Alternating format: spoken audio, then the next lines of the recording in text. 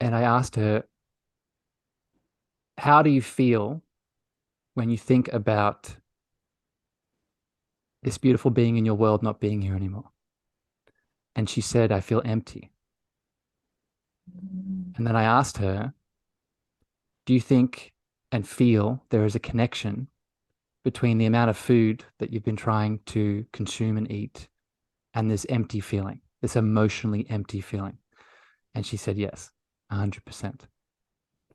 And that was the first time, and I get goosebumps sharing the story, right? I always do.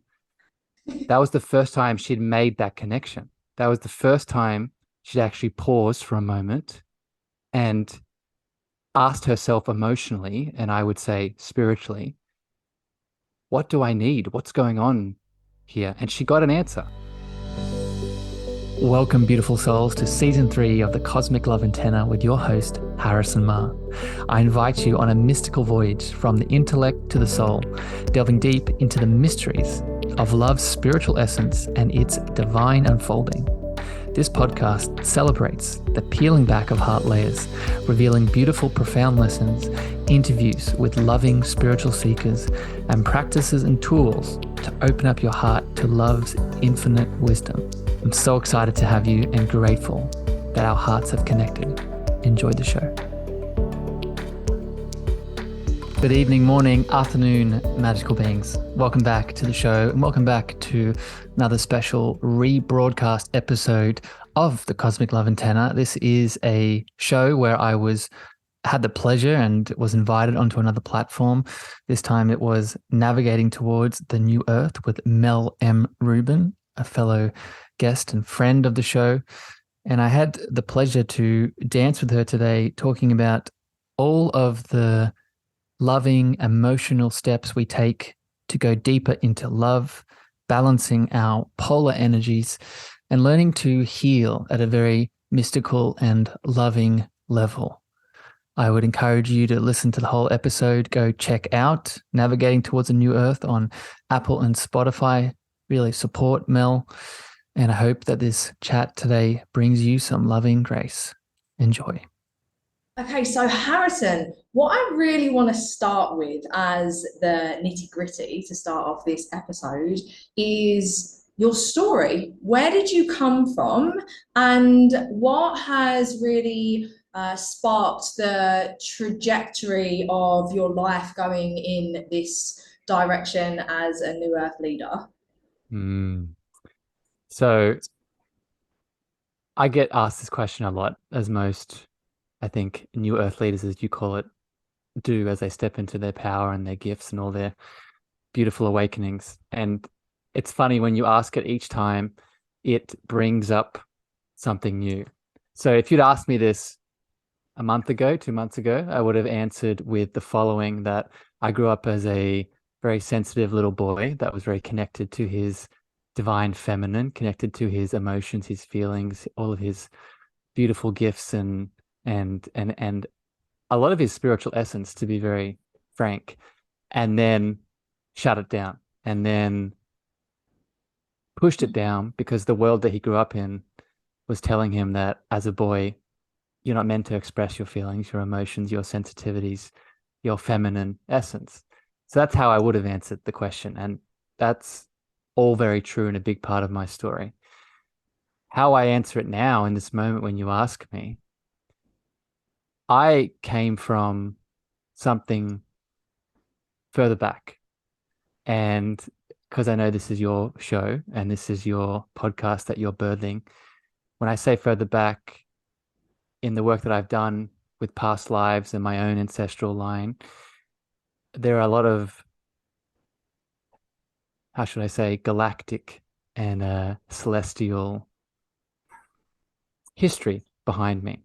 And without going too deep into what all that means, I'll just say, as I've started to awaken to more and more of my gifts that I now share in my coaching, in my podcast, in my books, a lot of those old teachings, starseed remembrances, have started coming forth.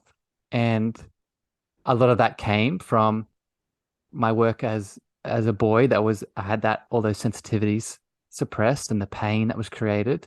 A lot of that came out from as an adult when I was had a very traumatic experience where I was detained and deported, and a lot of my adolescent frolicking around the world was taken away from me very quickly due to a traumatic event. And then I would say, as a coach and a healer now, a lot of my lessons come from the beautiful people that come into my world. So just to land all that together, it's a combination of a lot of inner child pain, a lot of adolescent teachings of the pain teacher, and a lot of ancient celestial gifts that are coming together to make me who I am in this moment. Wow. Thank you so much for that share. It's absolutely fantastic. And I actually had goosebumps as you were sharing the start in respects to you being connected to your divine feminine, which is essentially the spiritual essence of all of us. Like we all have it within us. But unfortunately, the world that we have been brought up in has disconnected us so much from it that it's leaning more so within the masculine, but not the divine masculine, the unhealthy masculine. So, can we go into more of a deepening into your experience with that and being brought Yeah. up in the unhealthy masculine world that we all have been when you were so naturally in your divine feminine? Hmm. So, do you want me to speak about the suppression of it and what that looked like and what that led to? Or do you want me to speak about how it felt moving through it and what it birthed? Let's go with both. Let's go with like Okay. your intuitive feeling of what Yeah. wishes to come through you right now. So a lot of the work that I currently do, I attract a lot of males. And it's not surprising that those males look for this very understanding of starting to activate their divine feminine. And I've analyzed this and felt into this in many ways is because of that upbringing that I've had of living in a world as a little boy that wanted very deeply to express that beautiful divine feminine, as you called it.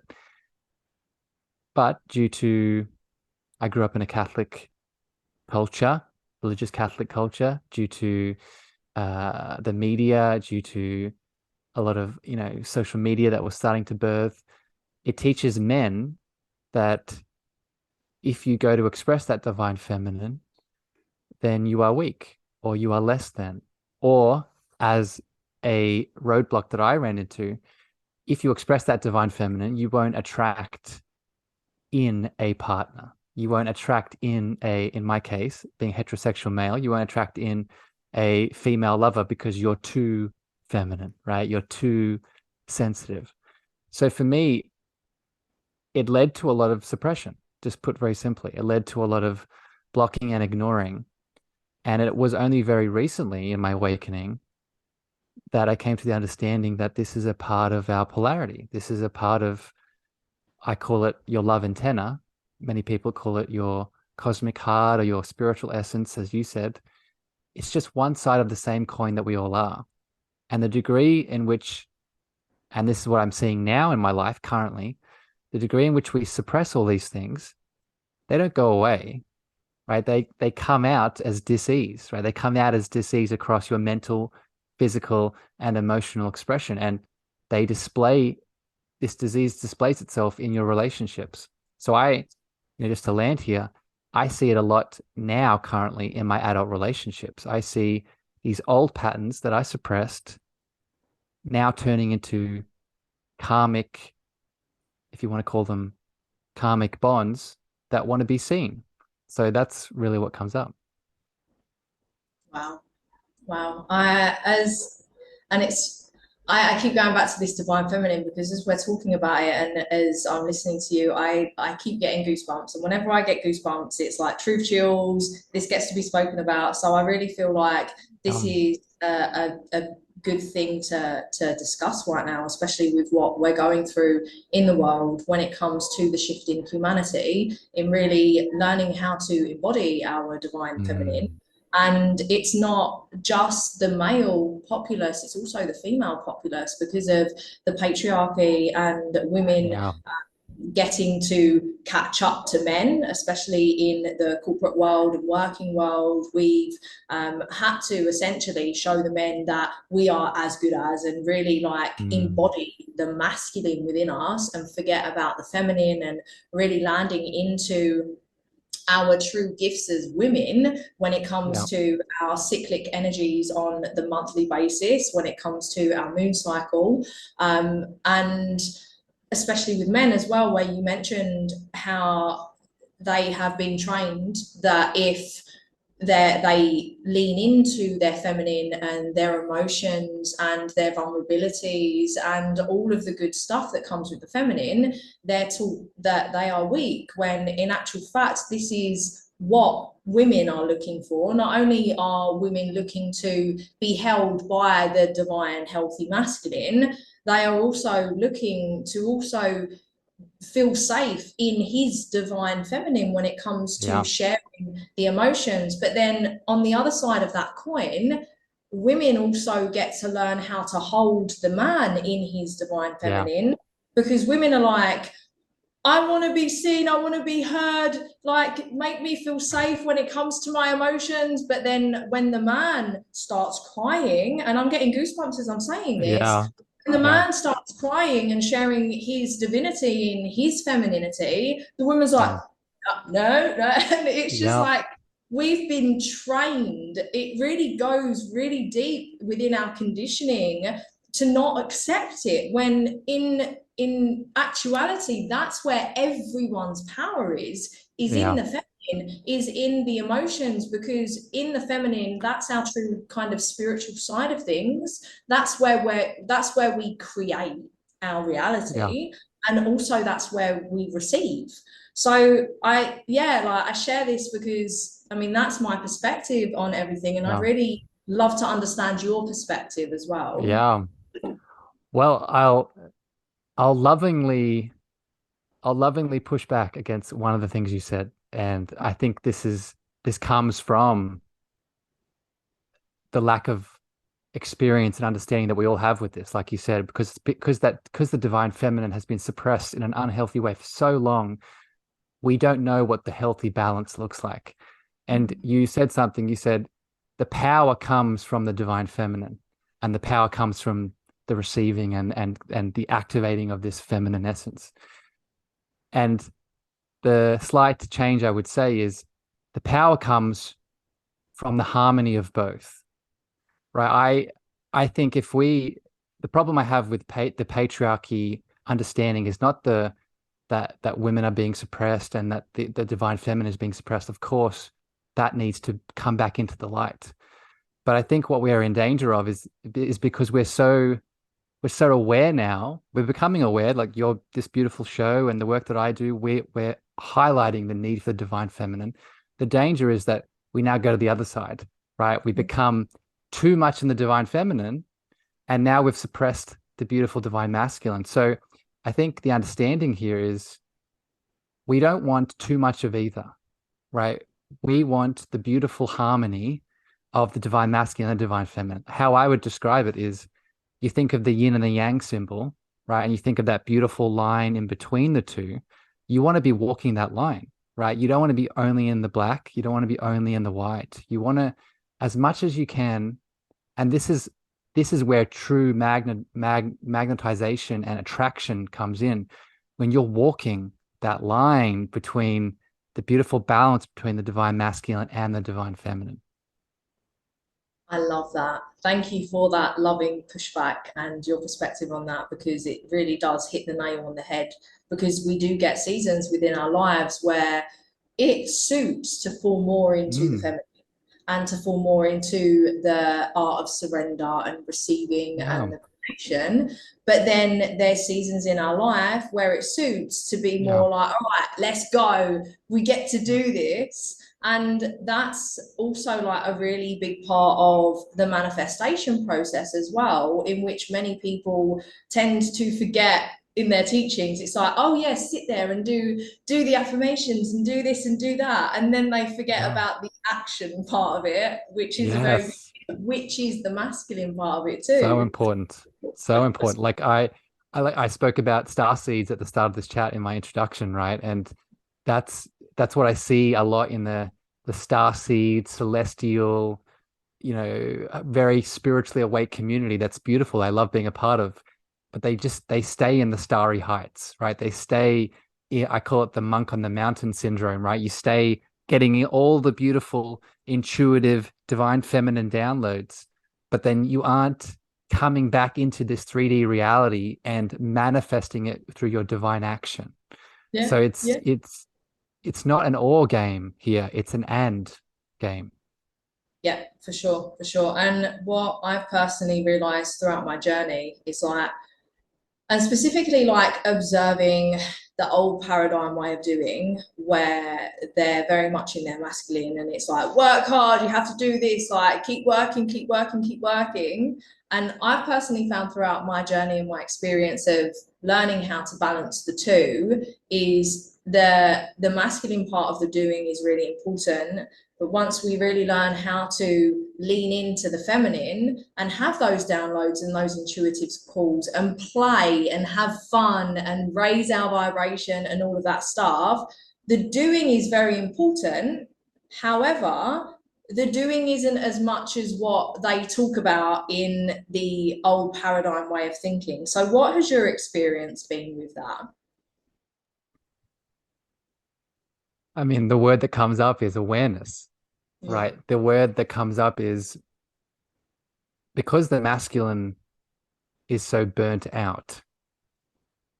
Right? I want to go back to what I was talking about with my inner child stuff, with my the suppression of the divine feminine. Because I didn't have the divine feminine, I was only in the masculine and I was only in the doing.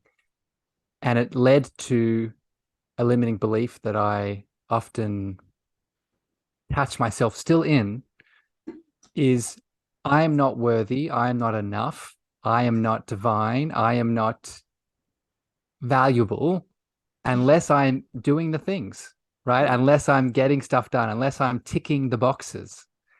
And this is the unhealthy masculine, right? This is what you're saying. This is the masculine that's been pushed too much into not just the red, but as an unhealthy metric of our worth, right? And because the divine, another way of describing the divine masculine, divine feminine, other than the yin and the yang, is I call it the heart of God, right? We're all God. We're all the presence of God. We have the heart of God inside of us.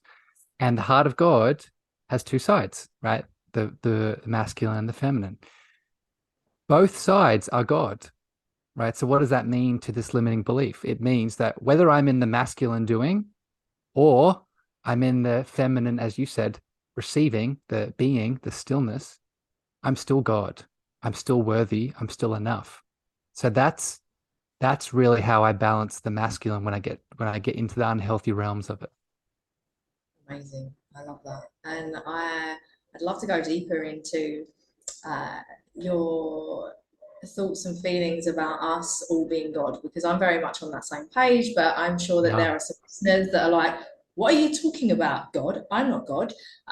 So yeah, I'd really love my for you to favorite. expand on that, specifically more so for our listeners. Yeah.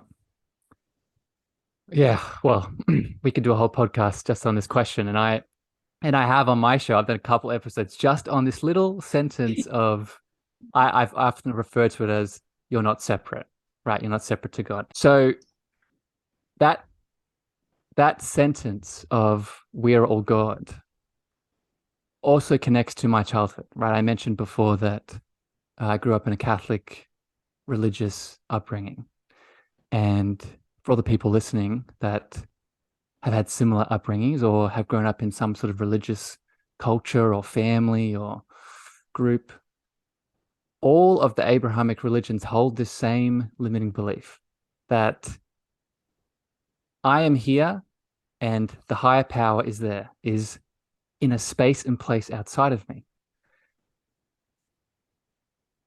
And this is so significant to see, because if you hold the belief that your higher power, your power, full stop, is outside of you, then every interaction that you have in your life is going to be appealing towards that gap, whether you are whether you are conscious to it or not. Right? I just spoke before about the unhealthy masculine of doing the things, ticking the boxes to get the stuff done. Often in my experience, both with myself and clients, when I've stripped away all of the layers of why they are doing that, why they think they need to do all the things to be enough, it's because they have the limiting belief that their higher power is outside of them. So it's when you're listening to this podcast and maybe you didn't grow up religious and you're saying, oh, I don't have to worry about that. I would I would seriously ask yourself that question again, because even if you didn't grow up in a religious school or culture or country, there's a very high likelihood that it still exists inside of you because it's intergenerationally, it's deep within most of us. This last thing I'll say here, it's often referred to as your imago Dei, right? And it's relationship to higher power. It's your archetype to your power. And you can test it by simply asking a question to yourself. Is my higher power inside of me, or is my higher power outside of me? And as you say that, my soul's like, it's inside of me, just Yeah. like into me. And it's interesting that you say that, like, giving our power away to a higher power, and how you refer to people who aren't necessarily in the religious sect, because we are trained from day dot to give our power away. So whether or not we are religious or not, like, we give our power away as soon as we're put into school, as soon as we're taught to be in a Yes. box, and as soon as we're Yeah. told to stay in line by teachers and all of that. And that's a really big part of my work also, is like learning how to bring our power back to us, because we Yes. are in full control. And when I first started my journey, I was atheist for so long, and then I was like, well, Hmm. I'm agnostic, because like there clearly is a higher power. I just don't know where it comes from. I haven't got any answers, so I'm just going to leave it there. I don't want to put any thinking in that. And then the first two books I read on my journey were The Magic by Rhonda Byrne and A Happy Pocket Full of Money, which really made things make sense to me in a logical sense of like science and the laws of the universe and all of that stuff. So I started practicing the laws of the universe, and I was like, oh my gosh, they're working. Yeah. Yeah. So going through that, I was like, okay, well, this works. And that's when I started my spiritual journey and like believing in the universe. And for a long time, I would refer to the higher power source as either that or the universe or infinite Yeah. intelligence, because to me that felt better in my body. And it's Yeah. only recently been over this year that I've become more comfortable in the word God and saying Yeah. God. And it's yeah, like it. I just feel much more comfortable with it, and more things have been coming into my field, should we say, in Mm. respects to information about God and metaphysics and Christ consciousness, and how we all have it within Mm. us, and how religion is set up in a way to control us, to say, okay, well, you're here, for you to get to God, you need to come here in the building Yeah. and donate money to us so you can get to God and Yeah. get everything from God. So coming from your background of Catholicism, like, how do Yeah. you feel about that whole structure? Oh, I love this conversation, my friend. There's so many angles and ways that we could take this. So, put simply, how I feel about it is it's not the religion's fault. And I'll explain what I mean by that.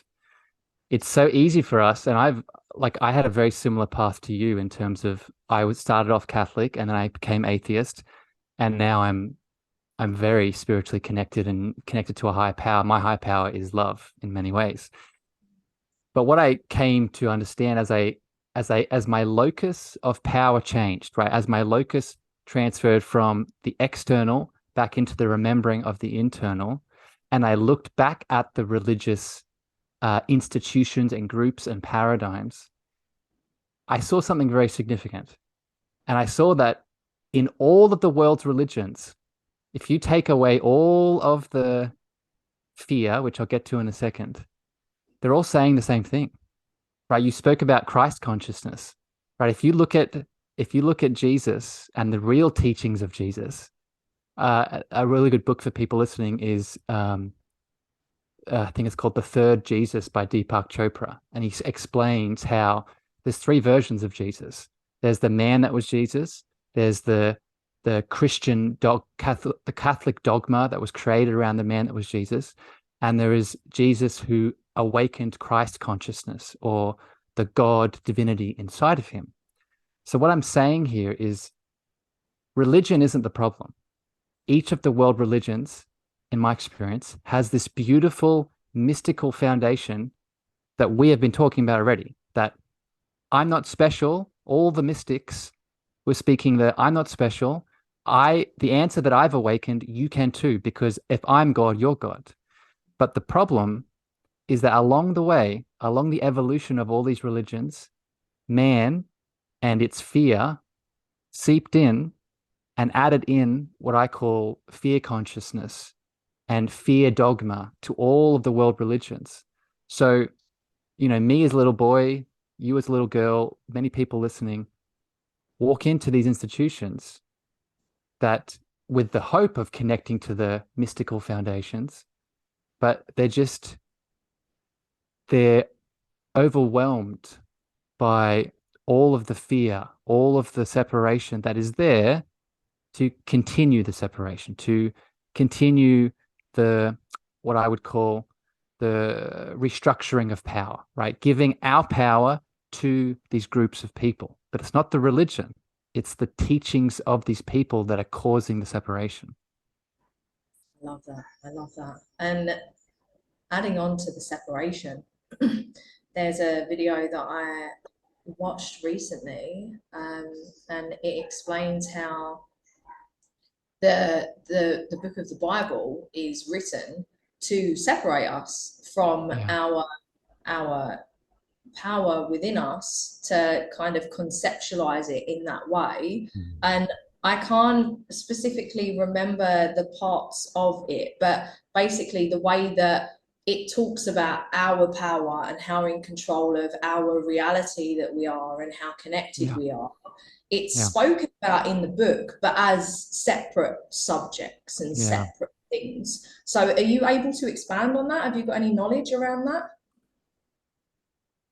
Not too much knowledge on that specific example, Yeah. but what it brings up in me is, just from Just from a a Bible perspective, there's not one Bible. There's there's not one Bible version.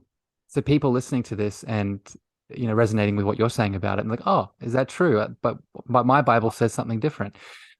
All those people, what I would say to you with love is, which version of the Bible are you reading? Right? As just another example, there is a sect of Christianity and Catholicism, Christianity called Gnostics, the Gnostic Christianity group, right? And the Gnostic Christianity group have their own version of the Bible that have teachings similar to what we're talking about of, coming back to your own inner power, coming back to your own Christ consciousness. So, I can't speak to your specific example, but I can encourage people listening that if you are still under the old paradigm of any religion, but let's just keep it in Christianity, that God is outside of you based off the text that you're reading, I would encourage you and let you know that there's other texts out there, right? And that you just need to go looking for it. And the way that I personally connected with the God or goddess inside of me in respects to uh, how I am so in control of the creation of my reality is the understanding of the laws of the universe. And through this understanding of the Mm, law, all of the laws of the universe how they work in conjunction with one another, and how they create my reality. Like they're Yeah. working even if we're conscious or unconscious to it. And typically we're Yeah. unconscious to it. And because we're unconscious to it and we don't know how to control our mind, Yeah. the universe tends to be working against us because typically Yeah. we're working against ourselves. So then once I started to really understand that and working with Mm. the laws of the universe to create my reality, I've been able to shift from my own hell on earth, because Yeah. we either choose to create our hell on earth or our heaven on earth. But I've been able to shift from my own hell on earth to my own heaven on earth. And this is available for everyone because this is Yeah. how powerful we are. Yeah. I want to pull out one of the things you said. You said shifting from the world outside of me is against me, or the universe is against me. And with all the love in the world for people listening, that's impossible, right? The universe can't be against you because the universe is you, right? Another way of saying this is one of my teachings is God is either nothing or everything. And I prescribe to the latter. So if God is everything, nothing outside of you can be against you because it is you. What it is doing, though, and this is what you highlighted, I want to just expand on it more, it's reflecting our current state of consciousness, right? And this is so important for people to understand. This is where, so in my journey, I traveled down the Vedic perspective to help me come back to my truth. And the Mm-hmm. Vedic teaching is that not only is everything God and everything is us, but there is no objective outside reality. There is just our inner reality that we project through our current state of awareness or our current state of consciousness. And that consciousness, as you beautifully highlighted, is created from our light and this is the important part, from our shadows. So all the people that are out there saying, I'm not a creative person, I don't have a creative bone in my body, that is incorrect. We're all creative. It's just that most of us are creating a reality that we don't want from our unprocessed wounds. Wow. Yes.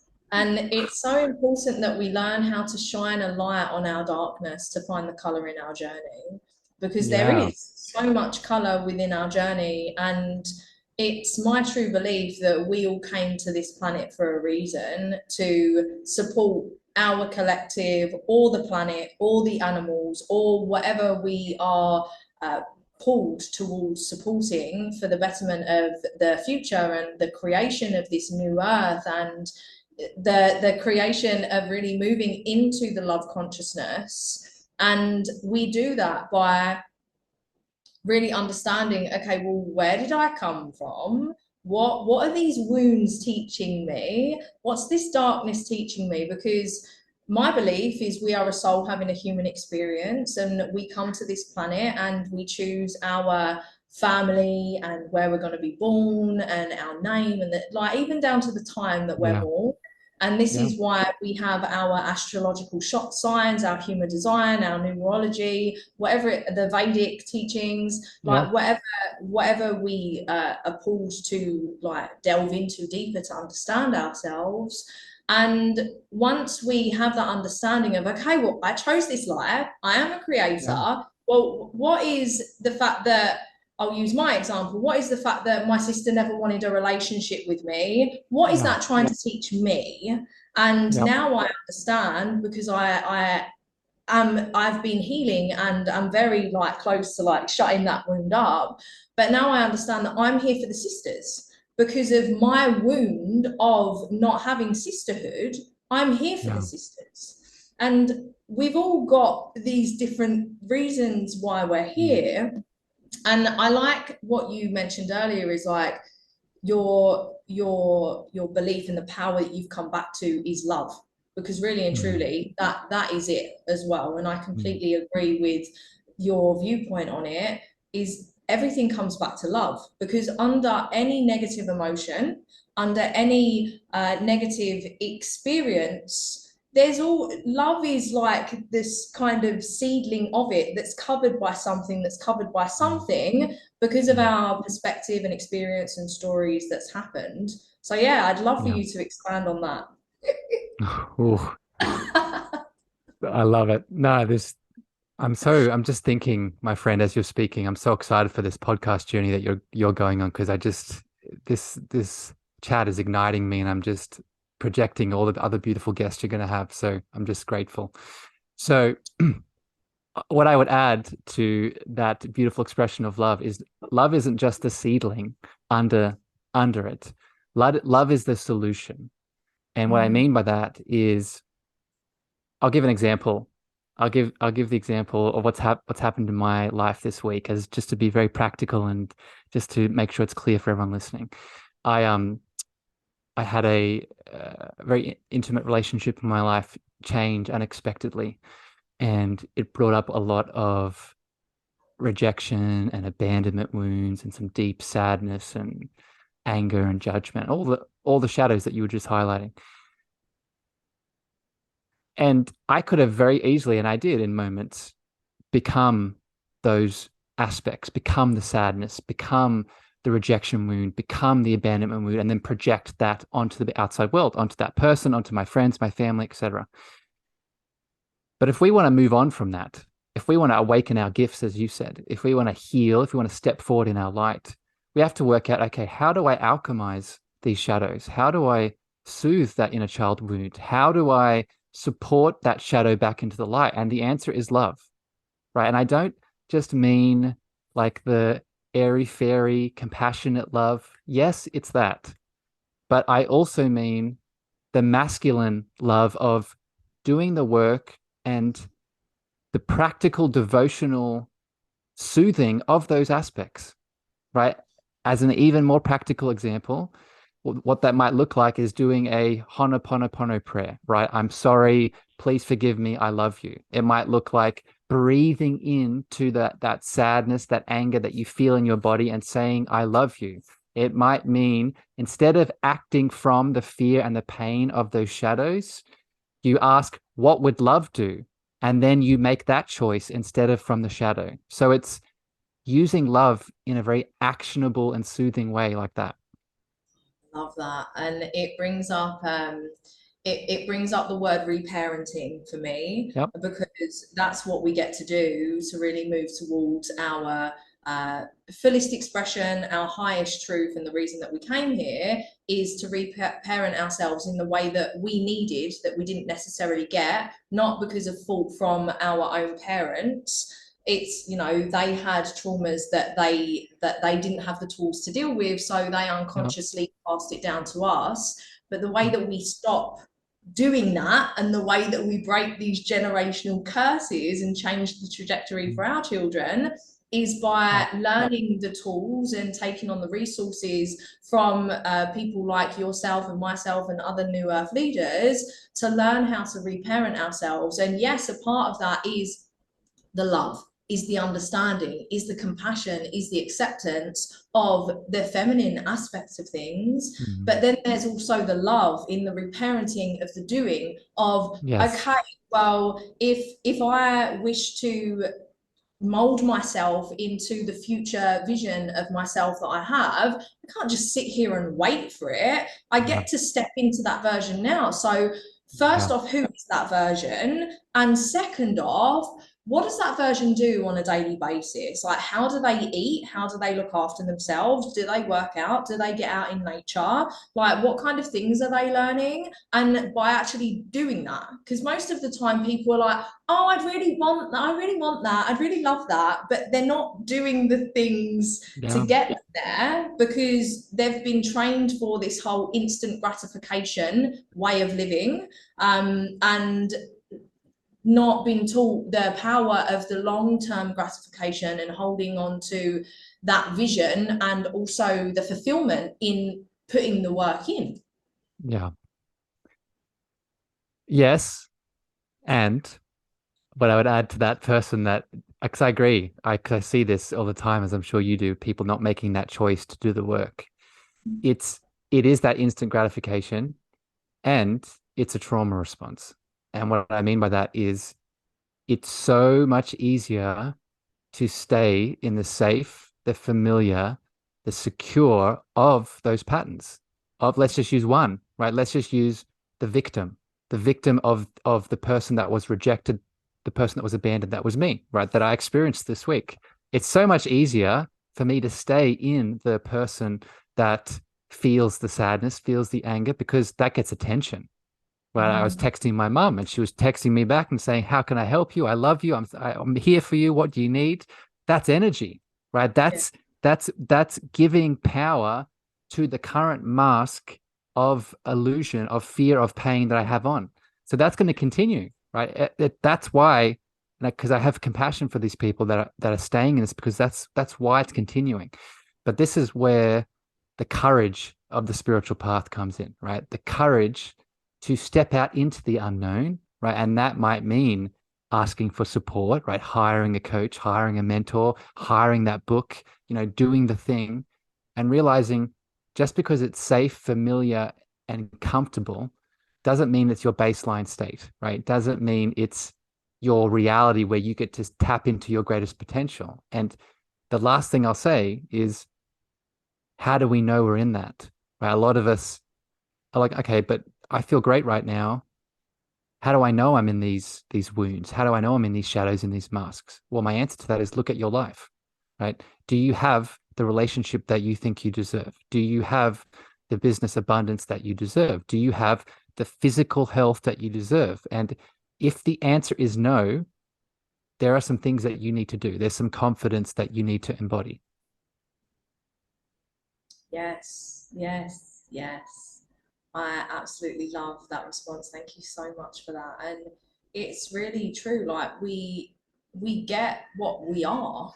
You mentioned earlier, like how our external reality is simply you said projection, I say reflection. It's the same pretty much, but it's true. Like our external reality is a reflection of our internal reality. So Yeah, when we don't love ourselves, when we don't see ourselves as worthy, then we're not going to treat our body and our mind right, and we're not going to fuel our body and our mind with the things that are going to yeah, benefit us.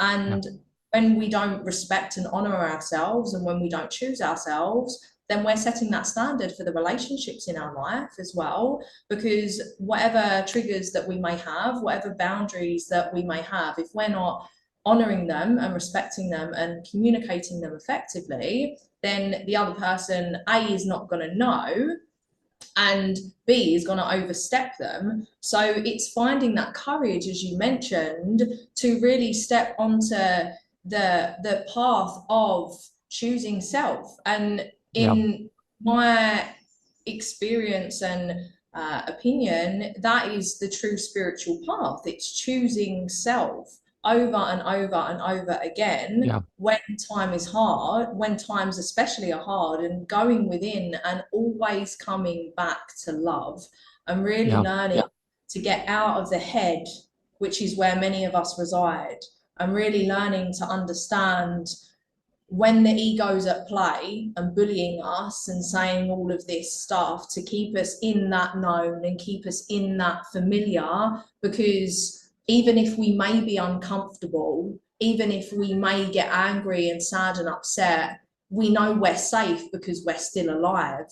And it's really learning how to befriend our ego in that sense, because it's not bad, it's there to protect us, but it's like, hey, like this isn't serving me anymore. Like I want to live happy and healthy and in like a full state of love. So stop bullying me and keeping me small.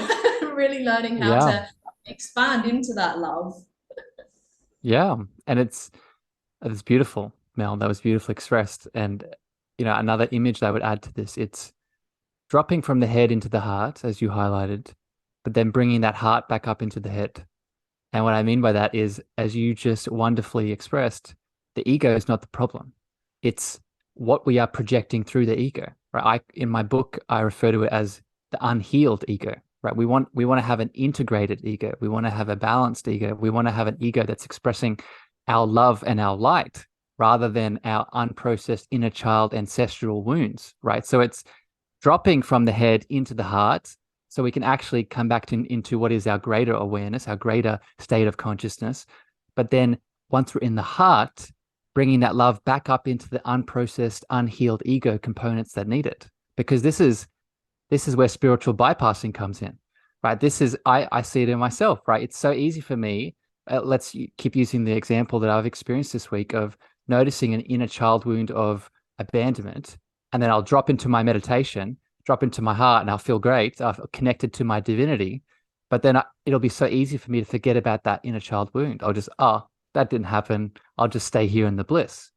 But we need to make the choice once we're in the bliss, once we're in the love, to apply that love to that aspect of self that needs it, to that aspect of us that is still in pain, right? Because unless we do that, that thing will keep coming up. Just because we've ignored it, as we've highlighted here many times today, doesn't mean it's gone. It'll just come back in a different lover, in a different friend, in a different child that we have.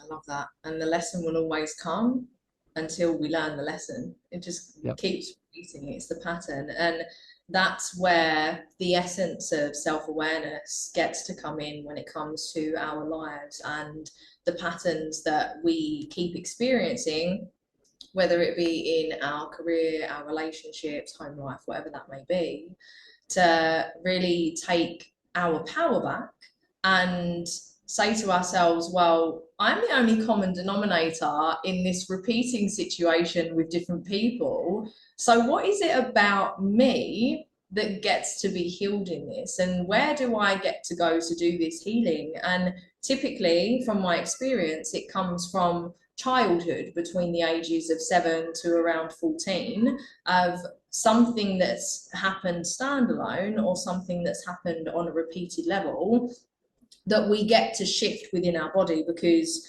trauma not only gets stored within our conscious memory, a lot of the time trauma gets stored within our physicality and our body when it comes to the energetics and the emotions that we've suppressed.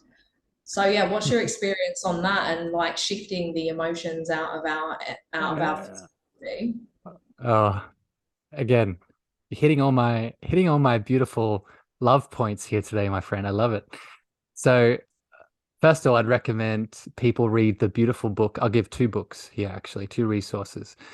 The Body Keeps Score by Bezel van der Kolk and When the Body Says No by Gabor Mate, right? These, in my experience, they're Bibles for this topic that you're hitting on of how, and I would, again, lovingly challenge you. You said, some of the time the body holds on to these wounds, these unprocessed traumas. And I would say it's actually most of the time, just in my experience, because the body tells the story of our lives. The body is the last place, in my experience, that a spiritual, energetic, emotional, and mental wound will show up. And for most of us, we're not dealing with our challenges mentally and emotionally and spiritually, as we've highlighted many ways today. So what's going to happen? It's going to show up as that dis-ease, that cancer, that hyperthyroidism, that physical heartache, that sinking of the stomach, that sexual, challenge, that impotence, that all the things.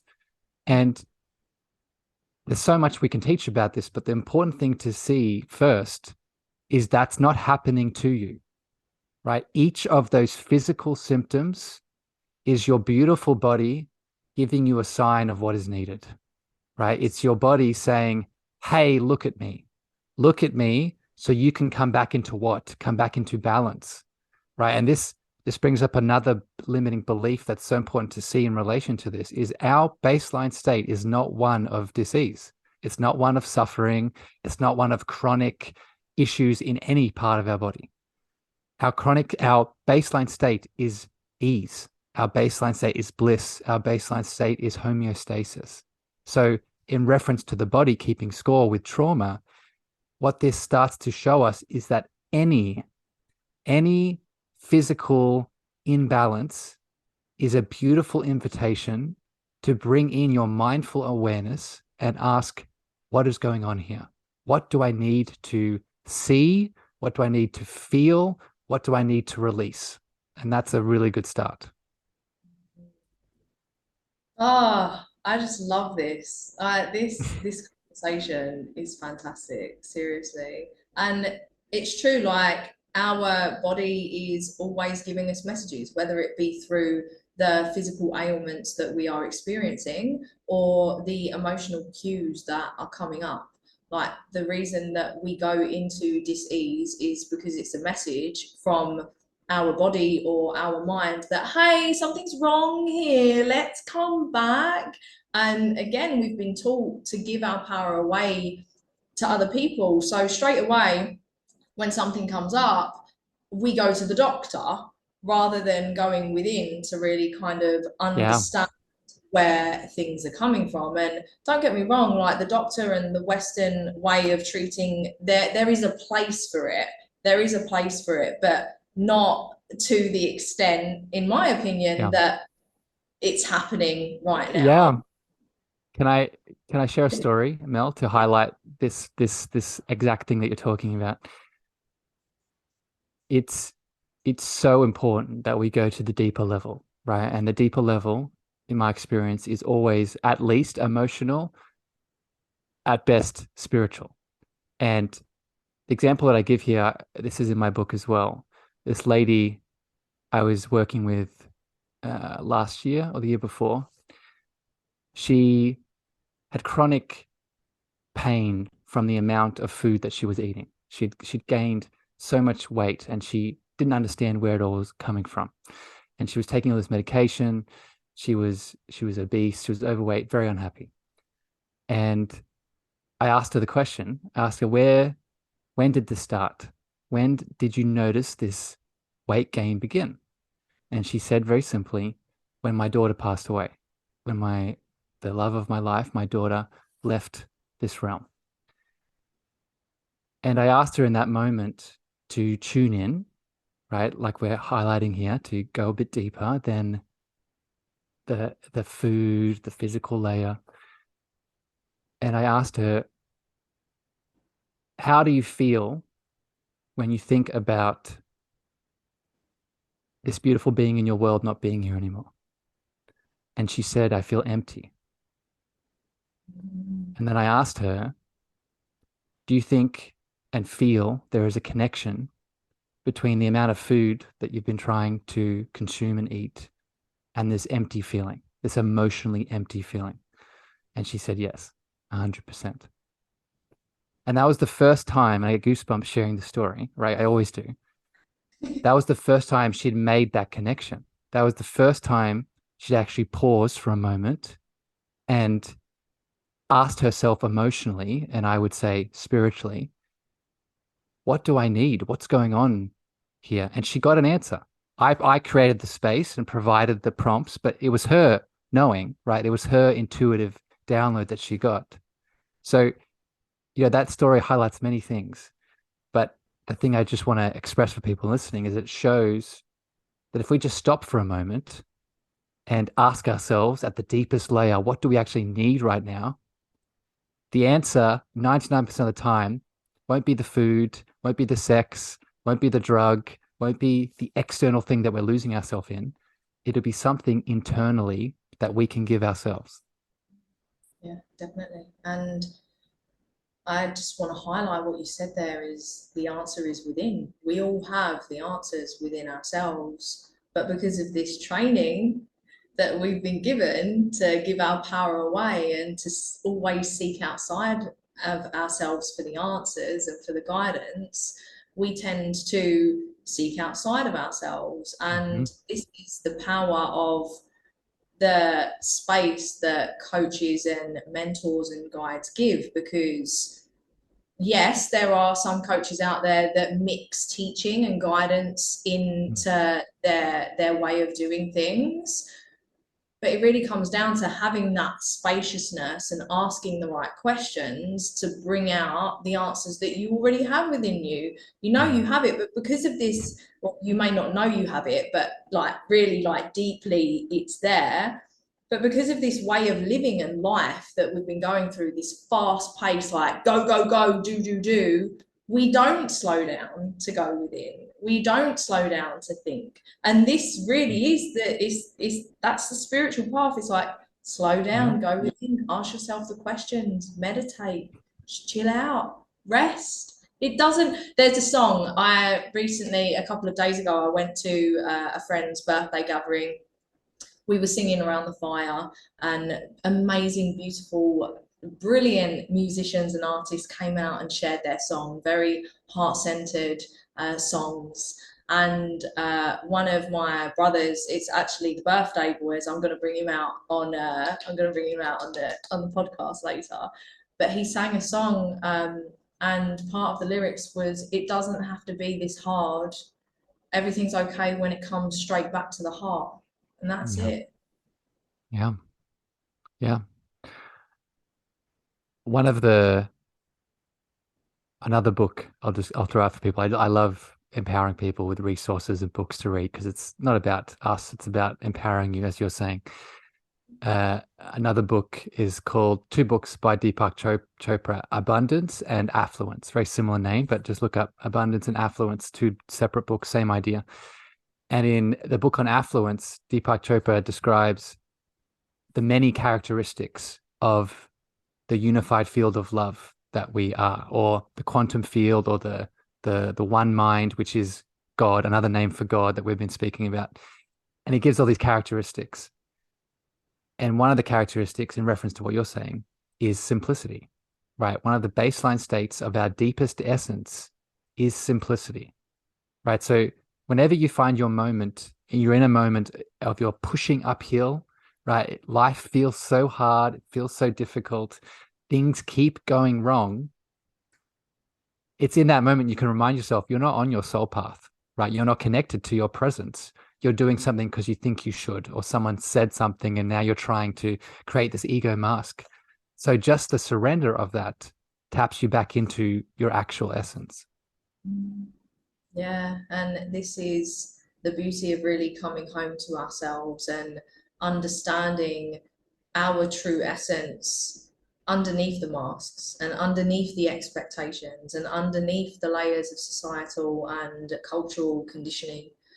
Because we're all so very unique and brilliant, and we all have so much medicine and magic within us that has just been smothered by what other people expect of us and how Mm. we're expected to be and what we're expected to do and have because of society and the culture and the fact that we're a man or a female and all of that stuff. And once we truly learn and have the courage to come Yeah. back home, to come back to ourselves, that's when Yeah. life truly does get magical. Yeah. And it's courage, because we've talked about that today in one way, but it's also another way to describe it is it's showing up for yourself, right? I don't believe that we need to do anything. What I mean by that is if our greatest, deepest state is unconditional, is love, but it's unconditional love. So what that means is I am loved either way, no matter what choice that I make. However, the essence that I am is in a world that you just described. It's in a world where all of these things are bombarded at us as soon as I walk out my door, right? So, yes, I'm loved either way, but I'm very easily going to forget my essence. I'm very easily going to forget what my truest state is, as we've described in numerous ways today. So, we need to show up for ourselves in the practices that we have that we use to remember what we are, right? And this is going to be different for everyone, right? For me, it's breath work. For me, it's meditation. For me, it's grounding outside in the sun, with all my clothes off, just getting the sun on my skin and, doing all that. But it's going to be different for all of us, but we need to have those practices because then we'll get lost. We'll get lost in all those things. So it's showing up for ourselves as well. Definitely. And I love how you say it's different for everyone because it is. And there's so many people out there, these gurus, whatever they want to call themselves, are like, you need to do this, you need to do that, yeah, and like giving people like step-by-step guides on doing things. And yes, for some people it works. But what we really get to remember is that we're all very different and we all have a different flow and a different way of doing it. And my encouragement to anyone listening who is wanting to walk that path or who is already on that path but is a bit lost and a bit overwhelmed and like, oh my god, I don't know what to do. I'm being bombarded from all different directions.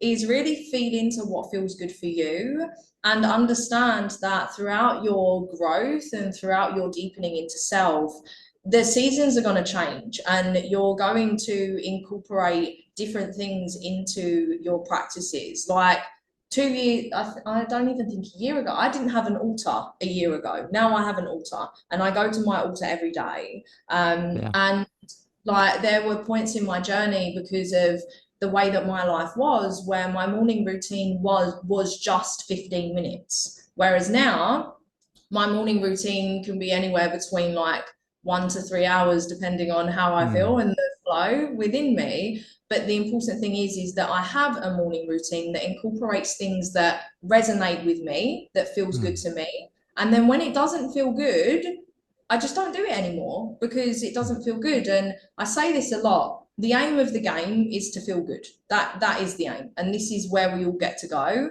And it's by through my experience anyway, the more I've followed my intuitive calling and my heart and what sets my soul on fire and what makes me feel good, the better it gets, the better it gets, essentially. I love it. What a mic drop moment, my friend, to come to the end of this chat. I love it. It's only thing I could add is there's no limit, right? There's no ceiling, right? As soon as you think there's a ceiling, that's the next limiting belief that you need to bust, right? Because another characteristic of our essence, other than simplicity, is unboundedness, right? There's no limit, right? You are unconditional love. I'll keep coming back to that. So the answer is always yes. So when you ask the question, is there more to this? The answer is yes. Yes, and say yes to life. Be a yes man for sure. Okay, so as we wrap up, thank you so much, Harrison. This has been fantastic, You're so and welcome.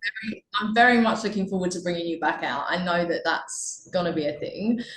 So thank you. But three questions that I'm asking all of my guests to end the show is before we close, what is coming up for you in respects to the encouragement for our listeners right now?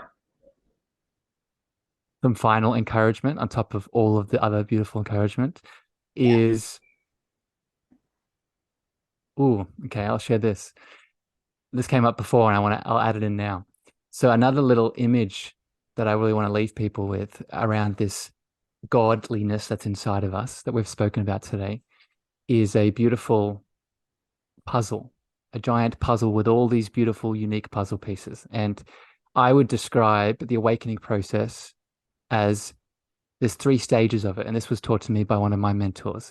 The first stage is the puzzle that we are, that is outside of the puzzle itself. We feel like we're separate, we're isolated, we're alone, we're in the matrix, we're asleep, right? That's the first stage.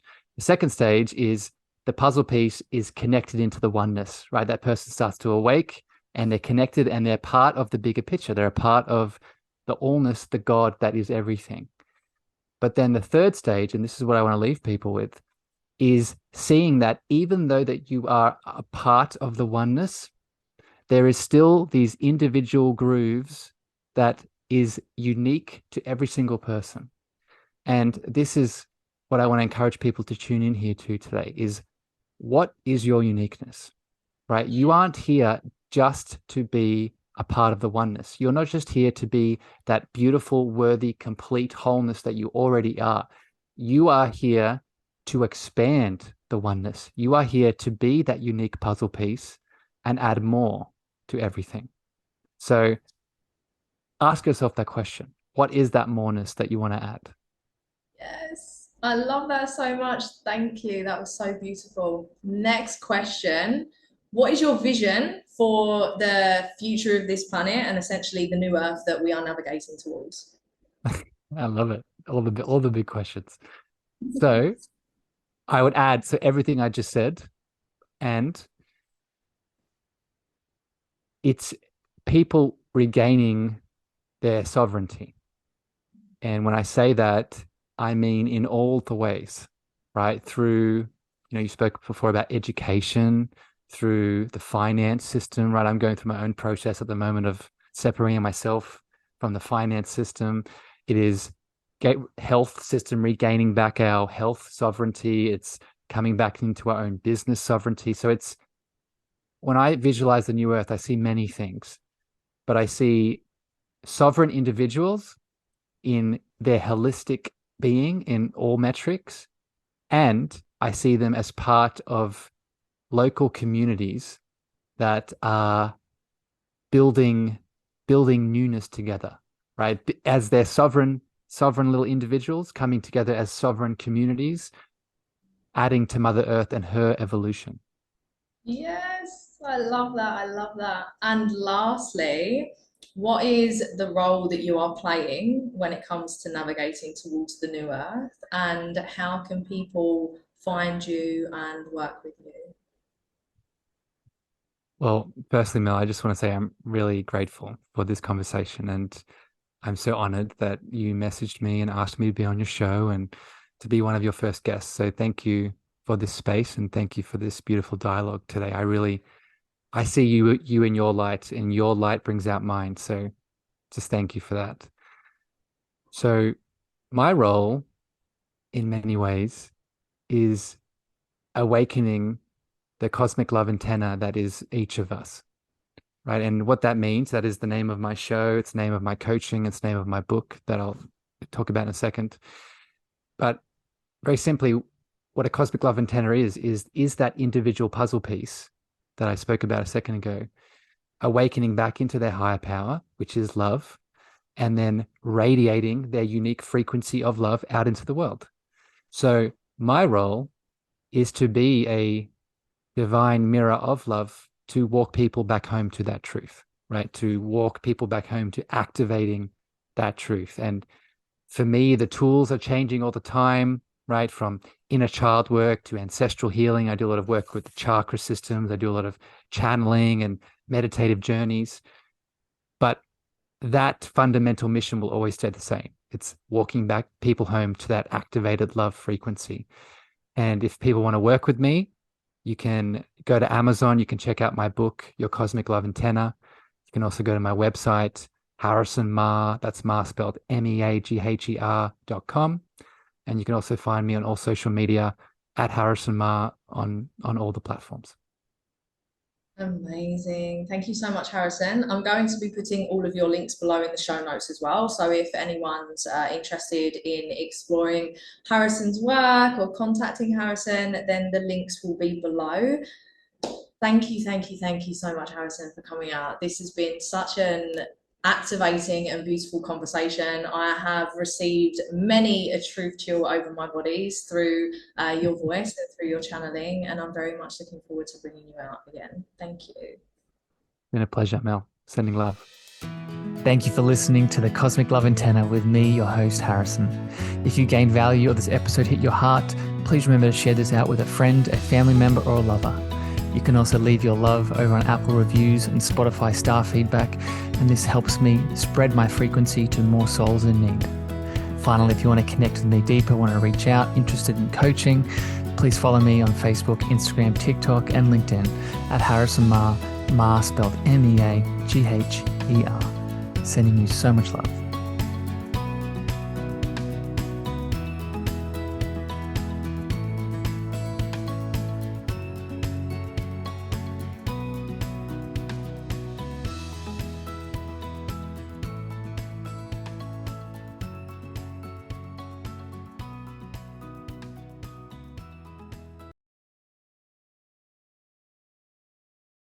Hi, I'm Lessa Cadet, host of her Extraordinary Life by Design podcast, where we celebrate women who are shaping their lives one extraordinary day at a time.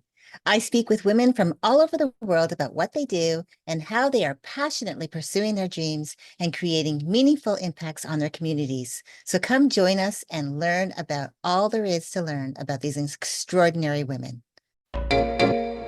Hey there, fabulous souls. I'm Stephanie Baklaan. And I'm Eden Alpert. And we're the hosts of the brand new podcast, Unapologetically Fab. Get ready to join us on an amazing and real journey as we dive into life after 40 and own it.